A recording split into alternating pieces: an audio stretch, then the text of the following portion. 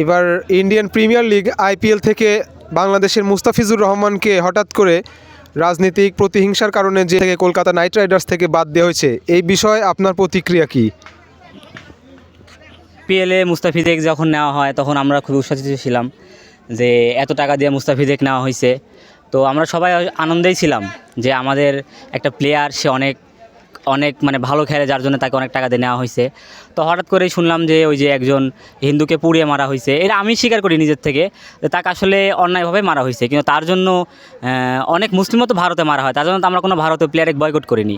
তো আমার এই মুস্তাফিজেক যেরকম খেলতে দিতে বাধা দেওয়া হলো খেলতে যাওয়ার জন্য, এবং আমি শুনেছি যে শাহরুখ খানের প্রতি অনেক চাপ প্রয়োগ করা হয়েছে তাকে মুস্তাফিজকে বাদ দেওয়া হয়। তো এ বিষয়ে প্রতিক্রিয়া বলতে ইন্ডিয়া মানে আমি পার্সোনালি ইন্ডিয়াকে কখনোই সাপোর্ট করি না। তবে আমি ধোনির খেলার আমার ভালো লাগে, ধোনির খেলা আমি দেখতাম, ধোনিকে আমার পছন্দ ছিল, কিন্তু আমি ইন্ডিয়ার সাপোর্টার না। আর আমি বাংলাদেশের সবাইকে বলবো এটা যে মুস্তাফিজেক যে বাদ দেওয়া হয়েছে, মুস্তাফিজেক না নেওয়া পর্যন্ত সবাই আপাতত আইপিএল খেলা বয়কট করব। আমরা যেহেতু মানে একটা দেশকে আসলে বয়কট করলেও করা যায় না, তবে দেশকেও বয়কট করা দরকার। দেশের পণ্য বা দেশের সব কিছু আপাতত বয়কট করি, এবং ইন্ডিয়ার আইপিএল আমরা সবাই বয়কট করলাম। ধন্যবাদ। মুস্তাফিজকে খেলা থেকে বাদ দিছে, এবারকে আইপিএল খেলা আমরা দেখব না, কারণ সে একটা নিতান্তই ভালো প্লেয়ার। তার খেলা সকল মানুষই দেখে, তার খেলা ভালো লাগে, কিন্তু তাকে বাদ দেওয়া আমরা খুবই শোকাহত। এবার আমাদের মুস্তাফিজুর রহমানকে আইপিএল থেকে বাদ দিছে, এবার আমরা আইপিএল খেলা দেখব না। আমরা খুবই ক্রিকেট প্রিয় মানুষ, বিশেষ করে বাংলাদেশের 18 কোটি মানুষই ক্রিকেটকে খুব ভালোবাসে। আর বিশ্ব আসরের পরে আমরা হয়তো আইপিএলকেই আগে ভালোবাসিছি, কিন্তু ওরা যে নোংরামিটা আমাদের সাথে করলো তাতে আমরা আইপিএলকে বয়কট করলাম, এবং এর তীব্র নিন্দা জানাই ও প্রতিবাদ জানাই যে বাংলাদেশের 18 কোটি মানুষই যেন ইন্ডিয়ান পণ্য, ইন্ডিয়ার সাথে সমস্ত যোগাযোগ সব কিছু বিচ্ছিন্ন করে।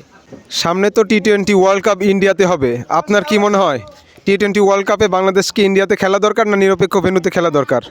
আমরা ক্রিকেট প্রেমী হিসাবে আইসিসির কাছে আবেদন জানাই যেন নিরপেক্ষ ভেন্যুতে খেলাটি অনুষ্ঠিত করে, তাহলে হয়তোবা 18 কোটি মানুষ আমরা মনের দিক দিয়ে শান্তি পাবো এবং স্পেশালি খেলতে পারবো।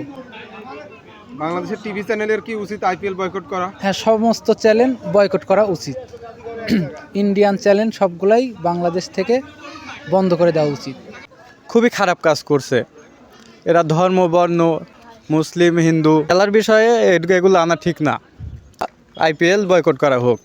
ইন্ডিয়াতে বিশ্বকাপ টি-20 আছে, পাকিস্তান যেমন ইন্ডিয়ার মাটিতে খেলে না, তারা অন্য একটা ভেন্যুতে খেলে, যেমন শ্রীলঙ্কায় খেলে। পাকিস্তানের যত ম্যাচ সব হয় শ্রীলঙ্কায়।